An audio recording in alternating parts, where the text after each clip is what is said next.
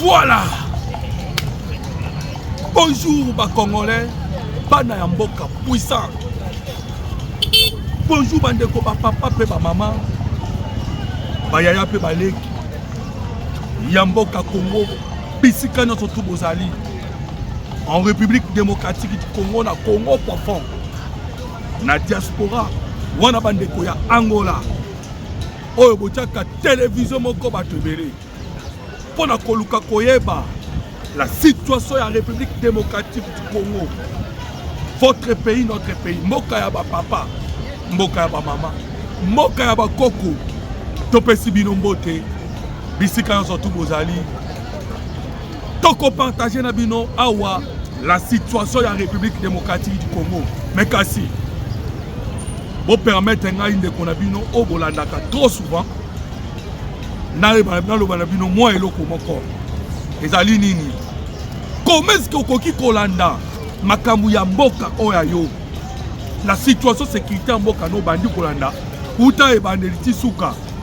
O aimé émission te, o commenter te, o partager te, o sengi pele bande ko musuba s'abonner te. Ah, dis-moi que makambu wana ezala concerné o te. Mais je pense que si vous êtes congolais, makambu Congo ezali ko concerné bino. Voilà. Merci d'avoir fait cela, d'avoir aimé notre émission et de les partager. Bandeko, vous ne serez pas dessus à Otoko Solo Kaka, Makambo Congo Banda et Bandeli, Ti Souka. Toko Solo là. Nous allons vous révéler parce que, oh non, surtout, et Batamaki, Ndenge Tolobana Lingala, oh, Zaki dans Koukou, à Otoko Banabino et Bimi dans Poissa. Nini, Okoro Kawana Kacha émission. Le pourquoi il y a destitution vitale Cameroun. Parce que, la France, le Rwanda, la Belgique, tous ces pays bandeko, commencent par dire déjà Kobimisa, Malobana Bango. Et ils sont contre la destitution de Vital Cameroun. N'est-ce pas ingérence? Bandeko, qu'est-ce qu'ils attendaient? Et pas Ndeko Vital Cameroun. Parce que c'est un île. Donc, on bino bandeko awa na katia émission, vous allez comprendre qu'est-ce que les Occidentaux cherchent en ce moment. Parce que Belgique a outil koloba. Namunoko ya pas Maxime Prévost. Alors, vous voyez Maxime Prévost, non? C'est le ministre belge des Affaires étrangères et le ministre, le premier ministre à l'intérim, qui vient de s'exprimer pour la République démocratique du Congo. Alobi nini, alingi nini bandeko, tokobeta masolo, mais je vous dis qu'ils sont en retard. Naba jara ba complot wana o banango. Bana retard bandeko congolais. Parce que awana kobeta la open solo na deuxième partie à mon émission Okoyeba, qu'est-ce qui s'est passé à l'est de la République démocratique du Congo?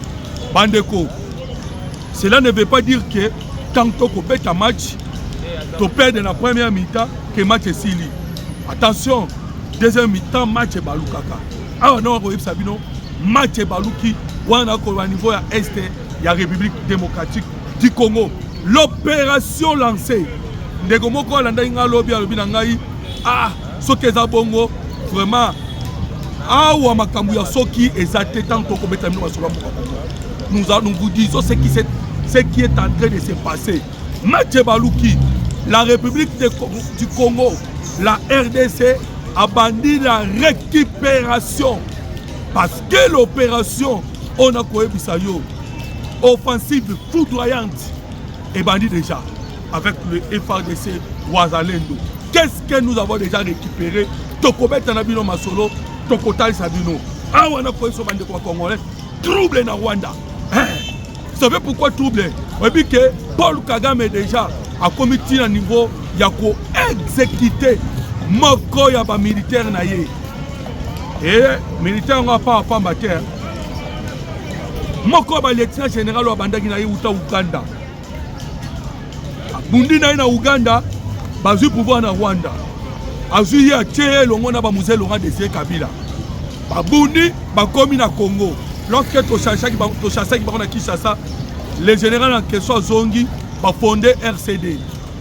aye ko récupérer ce na Rwanda atindi wapi na Mozambique apa Mozambique aye ko tinde lisusu wapi na États-Unis d'Amérique comme ambassadeur. Et vous comprenez que ce monsieur le général Oyo Kagame a outil qu'on neutralisé tellement qu'il était en contact avec les Américains. On va comprendre déjà. Parce que et je vais vous expliquer déclaration de Donald Trump. Parce que Trump a l'obaki, nous allons gérer la situation. Kagame a Mouana. Matoye le Karamutute. Vous pensez que Matoye le Kamutu Kagame a matati, les Américains ont dit qu'ils vont lui maîtriser. Wana maloba Donald Trump. Na kutangelo yango koyoka yomoko. La réponse de Donald Trump. Mais bandeko bayoka ika partir bayoka quitter. Qu'est-ce que Trump a dit à la fin? Trump a dit à la fin que nous allons maîtriser cette situation. Oui, que à relever le dernièrement, après 60 personnes au Baouti Soukoupa. Nous allons maîtriser la situation. Alors, bandeko congolais, Baxelanga sous-j'aime. Na émission d'Angaï. Parce que on a déjà l'introduction. Parce qu'on a Bandasco pour développer mon sujet et des questionnements. Il y a situation sécurité en Boka Congo. Voilà pourquoi je suis en train de vous demander déjà au Tchelangaka j'aime. Soit courage au Tché j'aime. Et puis, maintenant je lance le débat pour vos commentaires. Alors, pensez-vous que la réaction de la France, de la Belgique, au Bazali Kolobapona du Kambotali, Vital Kamere, qui ne doit pas que Vital Kamere, vous pouvez simplement coquer de Nabari, Otobengi, par médias français, vous allez comprendre la réaction de Bango. Pensez-vous que Marambalobi est à solo? Et ça allait bien. Deuxième question, vous pouvez commenter et donner vos avis. Il y a des Congolais qui disent que le moment où ils allaient opportunité pour que Kamere a la dégager. Est-ce que vous pensez que c'est normal? Et nous vous demandons encore, Yoko choisi comme au commenter. Tous allez sous Kotuna Nabino. Et que l'offensive où le FADC a lancé, n'est-ce pas Koki Kozela, la fin, il y a une négociation ou bien au FADC a avancé Kaka. Bande de Congolais, très important et j'attends aussi au Komelangaï, Ndeko, Awa, Pasingana Zali, l'événement qui passe Yangoyo. Parce que tout le monde qui est bis tout au Zali sur le liste. Congolais nous surtout Awa commis agent de renseignement. N'engo Kolananga opposé agent de renseignement. Alors, comme vous avez agent de renseignement, ne vous inquiétez pas.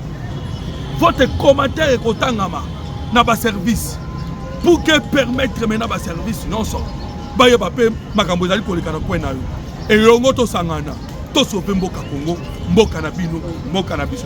Bande ko ba congolais, le dossier Vital Kamere. Ndenge na lobaki de le début à émission to kobeta masolo, to ko révéler bino.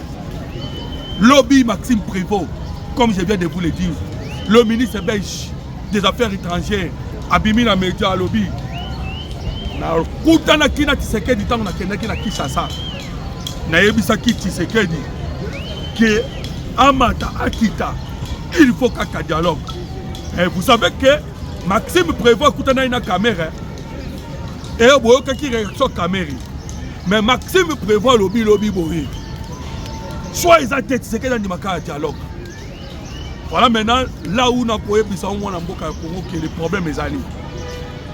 Baye balandaka souvent na chaîne na biso oyo. Baye bidena ebisaki bango ke même les M23 lorsque babimisaki batuna bango les 7000 les soi-disant parce que tout ce qui sort et pas na bango il faut que soit rango na ba pincette les soi-disant 7000 hommes au bango babimisaki. Vous savez pourquoi babimisaki? Na ebisaki bino c'est que ezaka pour na dialogue. Les problèmes ezande ba koluka dialogue. Bandeko, lobby babimi sango na mission mukimo bimba et pas Maxime Prévost, le ministre belge des Affaires étrangères. A lobby na yebisa ki Tshisekedi que rien que le dialogue. Alors je vous dirai pourquoi prévoir le Bible. Rien que le dialogue. Et prévoir tant qu'on soit dans Mozamboka, Mbaramoko Kenaki Kokuta na pe na Vital Kamerhe. Et Vital Kamerhe a Kobakisa inclusif. Pour la Nine. Bandeko, c'est ce que Paul Kagame est en train de chercher. Kagame est en train de chercher rien que le dialogue pour sauver sa peau.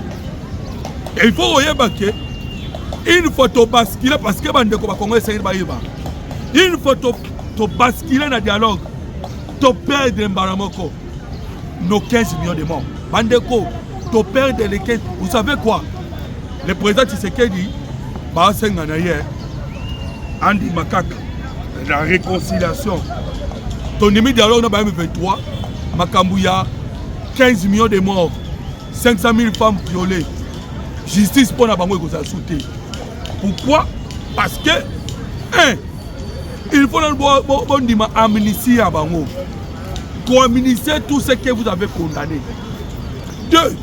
Moi, après qu'on amnistie Bango, il faut libérer tous ceux qui ont commis des crimes. Donc, libération des prisonniers. Vous comprenez que Tokunda Lissousou, Mbalami Balé, les millions de morts on a biso. Alors que les millions de morts on a biso, Bazali Kozela, biso to réclamer justice. Pourquoi Bandeko? Nous faisons le travail parce que Ezali et l'Obami Boye, tout se paye ici-bas. La Bible dit, hein, Bandeko, Wana Makomi à Bible et l'Obi Boye. Et la nature, Ezali ko prouver en nous. Sokoloni Mboumali Sango Moko et Kobota Ebele. Donc, ce que l'homme aura sémé, c'est ce que l'homme va récolter. Alors, Bango Basema qui, l'Iwa a 15 millions. Bassemé ba viol et ils veulent maintenant récolter bisoto tika. Non, bolona qui il faut bobuka. Il faut bobuka. Et c'est ainsi que travail na bango ezande sima et loko to bengi dialogue. Nde busala bana. Nde omoni bande ko ba congolais, c'est ainsi que bomoni Maxime prévoit hier avec l'agenda de la France to yebisa kibino. Et lobby l'a déclaré pour ça na bango ezali to abandonné.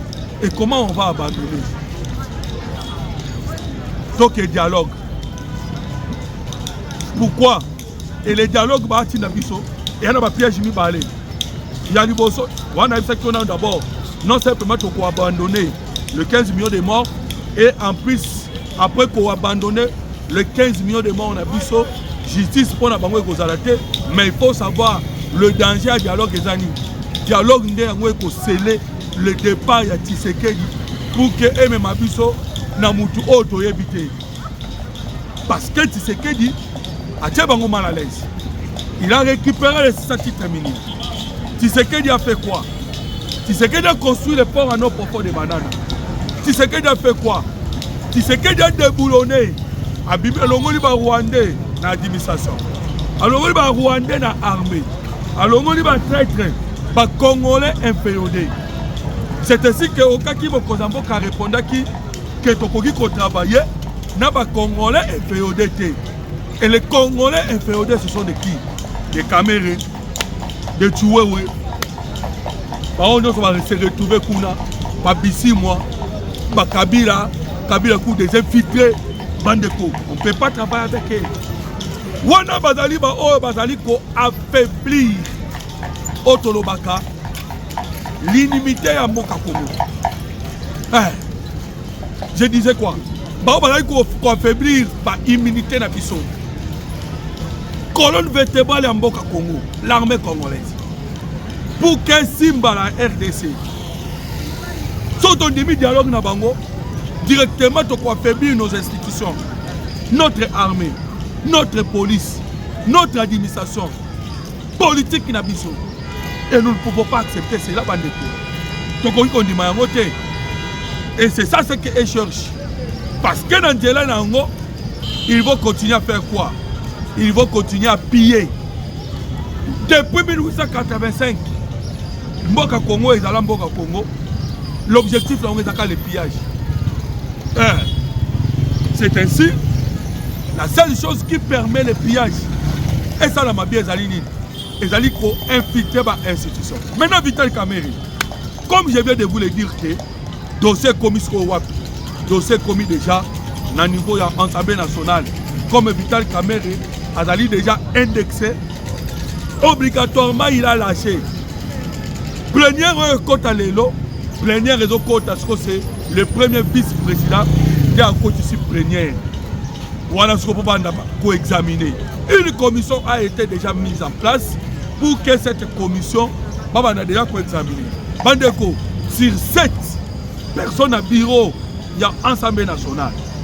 Déjà, on a saisi pour que dans la deux situés parce qu'il y a plusieurs pétitions.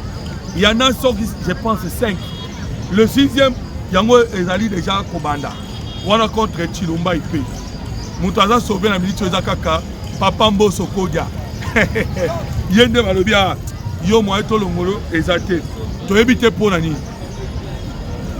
Il y a qui des personnes. Mboso Kodia, na Chilumba. Mais en ministre, Nani a tirali Yemoko. Mboso Kodia tirali Yemoko. Bah, on a surtout à tirali Nakacha liste. Alors on comprend que malgré les excuses présentées par Vital Kamerhe, parce que Vital Kamerhe a demandé pardon, Bolimbi Sangaï. Mais lorsque Kamerhe demande pardon, Bandeko, a conseillé un pardon pour que Akomanako exécute Nini l'agenda Yaba Occidentaux. Mais Bindou la lobby non pas question. Makabouya pardon exalté.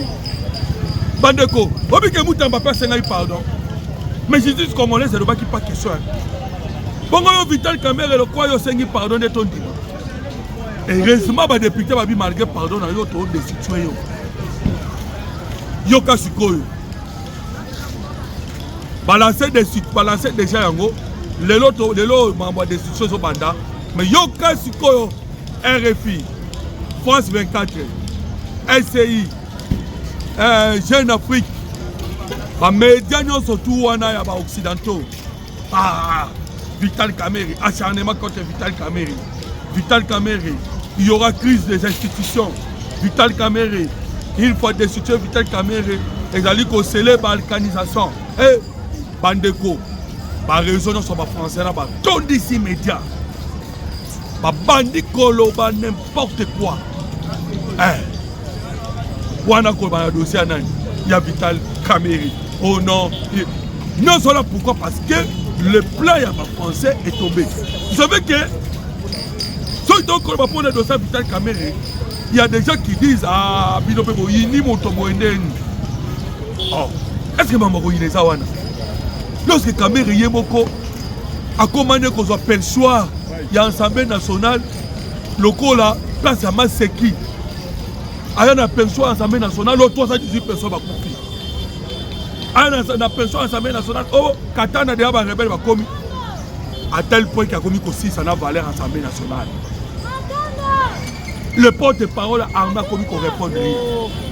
Même un petit gouverneur, gouverneur, vous imaginez que le président de l'Assemblée nationale a la autorité du ministre. Et le ministre de l'Intérieur a la autorité du Nani. Du Nani. Gouverneur. Mais gouverneur a commis qu'on gagne la caméra. A sa caméra au Kossi. Donc, à peine de ma valeur. Mais caméra le faisait expressement. On a français nini. Elle a le bâton dans les roues. Il y a République démocratique du Congo pour que Mboka ait avancé. Il est à Zaghi Kosani. À Zaghi Kossi, sa valeur, il y a Assemblée nationale. Bandeko, vous imaginez que le président Tshisekedi a Tiki France. Place sommet à francophonie à Zalaki. Emmanuel Macron, tangi ba crise sur Mukili. Et pourtant, Donald Trump, en tant qu'il a Congo, banda côté sa pouvoir, plus de 50 fois. Mais Macron ben ici ba il francophone Mukili Mobimba. En tant qu'il a crise dans le monde, ma boy content la crise à Congo. Tshisekedi a colère à claquer porte à Bimi. À Zongine Congo. Mais yo caméra ok sous kuna. Caméra marché à contre-courant. Gouvernement congolais kende boye ya zozonga boye. Maintenant il vient demander pardon. Oui, pardon à 5 000. 1. Oh, je demande pardon à mon Mboka. 2. Na 5 pardon à bino ba collègue na ngai. 3. Je vous promets que na kolanda siko vision à mon Mboka. Quoi un mensonge? Moutaro kaya azate. C'est du mensonge. Parce que déjà à Otokoloba, Tokomi da Angela Moko irréversible. Tokozo ressources matin c'est fini. C'est son départ. Et voilà pourquoi je vous ai dit que le départ de Vital Kamerhe et cause à la maman qu'on a l'Assemblée nationale suivi d'un procès pour que à quelle région de l'EM23 parce que son petit qui est Mangou à Korelanda Kabila. Il y a comment déjà Mukanda ti le l'autre Sakayeme. Il y a comment Mukanda pourquoi j'ai choisi Joseph Kabila. Si le l'on a nos commerces Mukanda pourquoi je lui ai quitté. Voilà pourquoi Kondo était ici dans le baquet. Kamerhe n'a jamais quitté Kabila. Alors, il y a beaucoup de lobby d'abisso, non. Ils allaient acte de mort.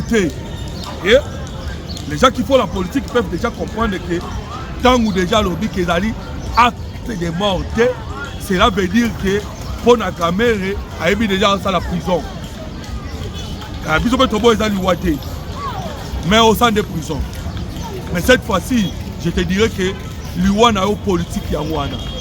Parce que le président Tshisekedi t'avait donné la chance.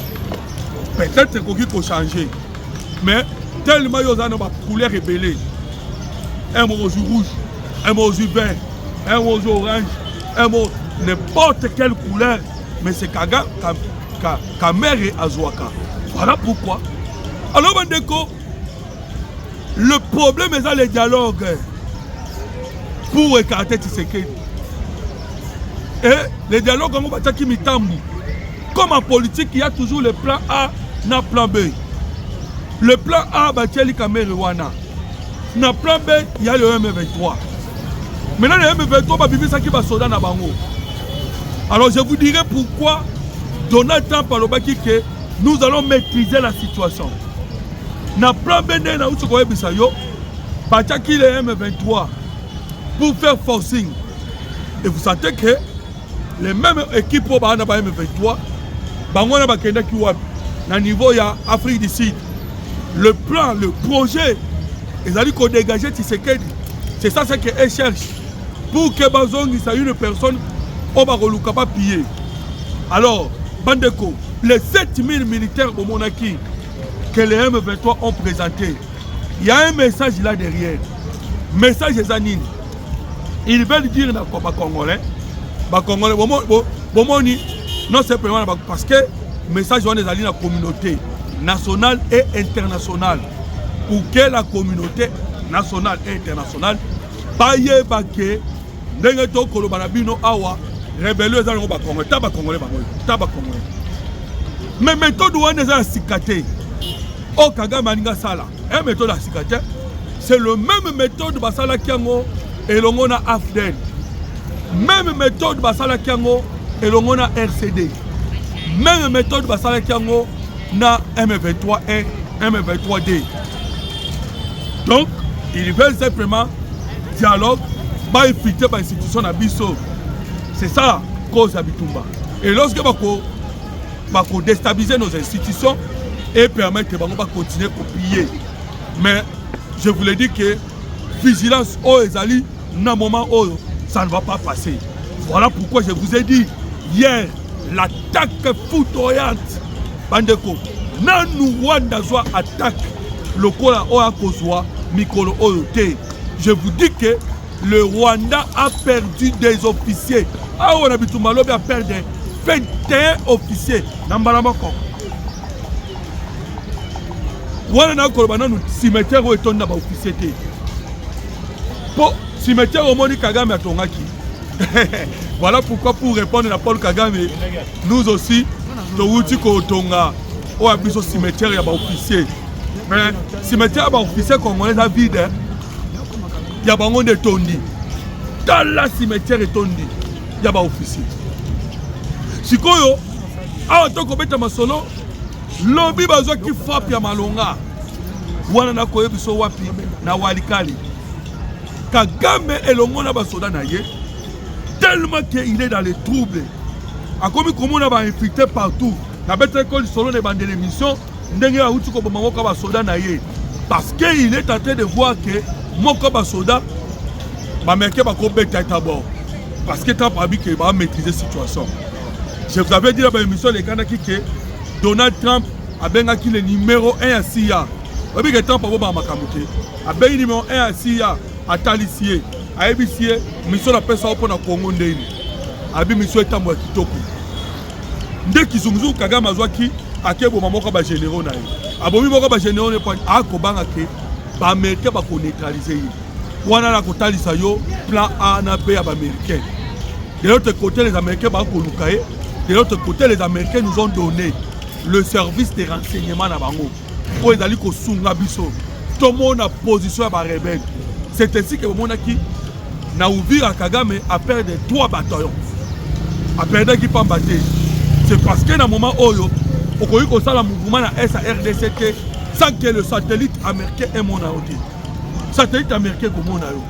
Parce que nous sommes en contact avec le renseignement américain. Lobby Babeta Mbandeko. Nous avons récupéré une position très importante.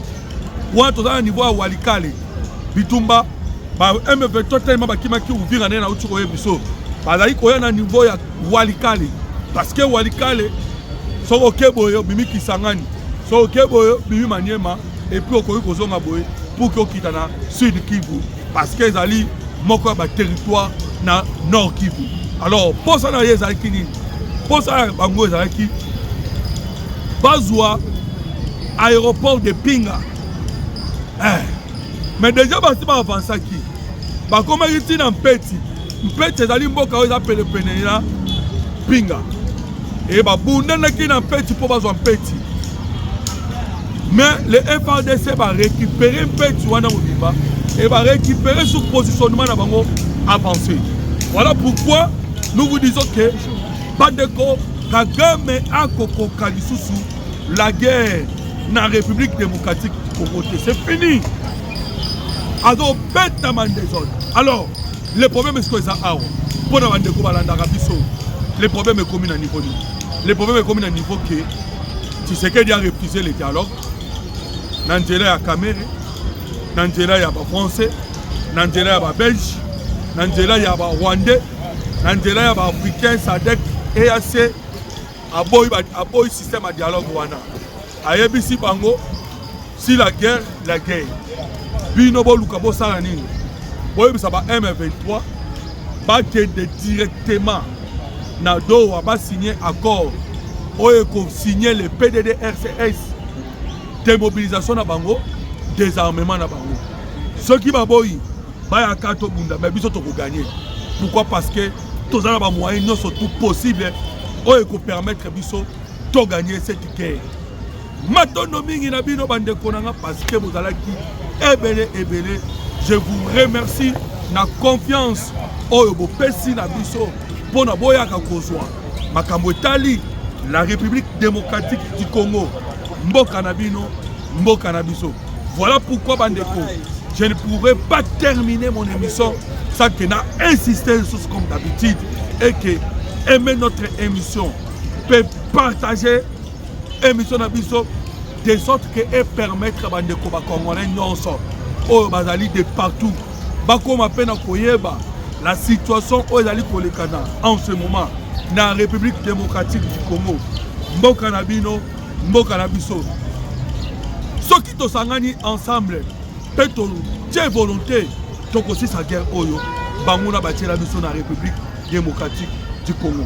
Quant à moi, mon numéro de téléphone est le plus 243 89 40 330 80. Matonomi Nabino, que Dieu vous bénisse.